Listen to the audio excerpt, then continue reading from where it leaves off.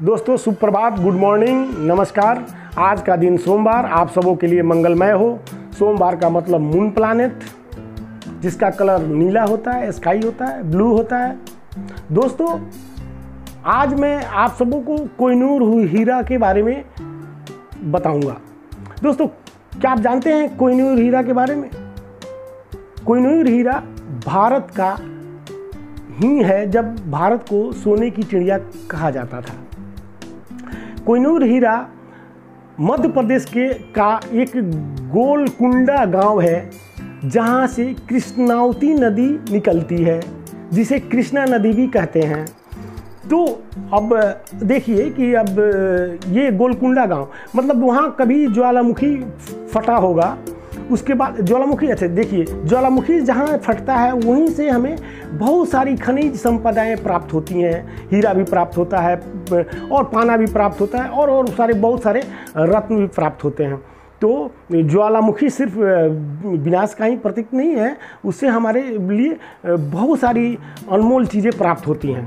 तो दोस्तों जब वो ज्वालामुखी शांत हो जाता है तो कुछ समय के बाद पुरातत्व विभाग वाले खोजते हैं, खुदाई करते हैं, तो जहाँ केंद्र बिंदु वहाँ नहीं, उसके कुछ रेंज में वो गिरा होता है।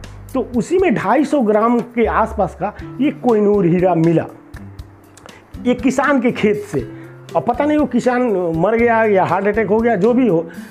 तत्पश्चात अंग्रेजों ने उस कोहिनूर हीरा को लेकर चले गए इंग्लैंड, और इंग्लैंड में वहाँ पे विक्टोरिया रानी के ताज में उसको 100 ग्राम के 2 पीस बनाए गए और 100 ग्राम का 1 पीस विक्टोरिया रानी के ताज में लगा। और मज़े की बात देखिए, फिर वहाँ से विक्टोरिया महारानी के यहाँ से भी 100 ग्राम का जो दूसरा पीस था चोरी हो गया। और कुछ समय के बाद लुई 14 जो फ्रांस के राजा हुआ करते थे, उनके हार में दिखाई दिया, वो हार में लगाते थे। और फिर देखिए कि फ्रांस में भी लुई 14 के यहाँ से भी चोरी हो गया जो 1 पीस वो था। फिर किसी व्यापारी को चोरों ने बेच दिया उधर फ्रांस में ही, तो वो व्यापारी ने 45 कैरेट कर करके कुछ पीस बना दिए उसके। इस तरह से उसका इन लोगों ने सत्यानाश कर दिया। लेकिन कोहिनूर हीरा एक ही है, वहीं भारत का कोहिनूर हीरा जो 250 से 200 हुआ, 200 से 100 ग्राम हुआ और वो 100 ग्राम चोरों के हाथ पड़ा, इस तरह की उसकी बातें हैं। तो कोहिनूर हीरा एक ही है, वही है, दूसरा कोई नहीं है। और वो अभी है दुनिया में, उस व्यापारी के पास हो, विक्टोरिया रानी के ताज में हो, लेकिन वही कोहिनूर हीरा, दूसरी कोई कोहिनूर हीरा नहीं है उसके अलावा इस धरती पे। दोस्तों क्या आप नोस्ट्राडामस को जानते हैं, जिनकी बहुत सारी भविष्यवाणियाँ काफ़ी पॉपुलर हैं? यहाँ तक भी कहा जाता है उनकी प्रत्येक भविष्यवाणियाँ सही होती हैं। तो आइए उनकी एक भविष्यवाणियों को आपके समक्ष मैं रखता हूँ।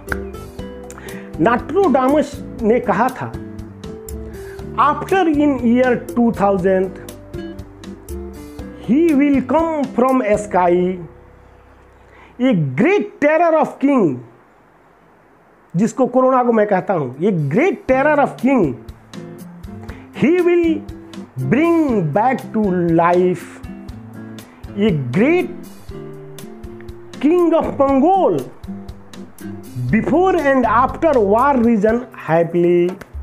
दोस्तों इसका जो अर्थ मैं समझता हूँ वो आपको समझा रहा हूँ। आफ्टर इन ईयर 2000 मतलब 2000 साल के बाद, तो ये 2020 चल रहा है, तो 2000 के बाद 2010, 20, 30, 40, 50 तक, मतलब 2000 के साल के बाद ही विल कम इन स्काई, आसमान से आएगा, ए ग्रेट टेरर ऑफ किंग, एक महान आतंक का राजा और एक महान मंगोल के राजा के दिमाग में अवतरित हो जाएगा। और वो मंगोल का राजा दुनिया के ऊपर युद्ध थोप देगा इजीली, सारा विश्व युद्ध लड़ने लगेगा। यहाँ हैप्पीली का मतलब इजीली है, आसानी से सब लोग युद्ध लड़ने लगेंगे। तो ये स्थिति आप बताएं कि ये स्थिति अब फिर मंगोल, ये ग्रेट किंग ऑफ मंगोल कौन है? ये great of king of Mongol, परसों ही मैंने आपको बताया था कि अगर दुर्योधन होता तो इस ललकार में चुप नहीं बैठता। अब फिर देखिए परसों ही मैंने बात करी और शाम को ये न्यूज़ आता है कि तानाशाह ने यूरेनियम के फैक्ट्री का उद्घाटन किया जो 1 महीने से रहस्य बना हुआ था। तो दोस्तों मंगोल ये चाइना और कोरिया, मतलब उत्तर कोरिया का एक टापू हुआ करता था, एक छोटा सा, जिस पर मंगोल के लोग रहते थे। तो मंगोल का राजा मेरे हिसाब से तानाशाह, ये ग्रेट किंग ऑफ मंगोल, या तो वो हैं जिन्होंने यूरेनियम का उद्घाटन किया, यूरेनियम फैक्ट्री का, अथवा जो संविधान में संशोधन करके आजीवन राष्ट्रपति हो गया, वो भी तो तानाशाह ही है, वो भी तो एक ग्रेट किंग ऑफ मंगोल ही है। तो इस तरह से वो उसके दिमाग में इस तरह की उत्पत्ति हो जाएगी, अवतरित हो जाएगा कोरोना वायरस, एक ग्रेट टेरर ऑफ किंग, और वो पूरे विश्व में इजीली युद्ध जो है थोप देगा और सभी लोग युद्ध लड़ने लगेंगे। तो दोस्तों ध्यान रहे, ये कोरोना वायरस जो है ये ग्रेट टेरर ऑफ किंग है जो आसमान से उतरा है, और ये बीज को ही, डीएनए को ही खत्म कर दे रहा है, जड़ को ही खत्म कर दे रहा है। इसलिए दोस्तों हमें ज़रूरत है अपने समझ की। अब इन सारी चीज़ों पे बहुत सारे तर्क हैं, वैज्ञानिकों के अपने अलग तर्क हैं, हमारे अपने अलग तर्क हैं, अध्यात्म के अपने अलग विचार हैं, और र्यूमर फैलाने वालों की अपनी अलग नज़रिया है। तो दोस्तों आप किसी नज़रिया पे ना जाएं, अपने अंदर की नज़रिया पे जाएं, और इस कोरोना वायरस से बचने के लिए पूरे मानव समाज को एकत्रित होना पड़ेगा। इसलिए कृपया आप जो है इसे समझें, इसको गंभीरता से लें। तो दोस्तों आज बस इतना ही, कल फिर मिलेंगे मंगलवार को। तब तक के लिए दीजिए मनोज उपाध्याय को इजाज़त। धन्यवाद।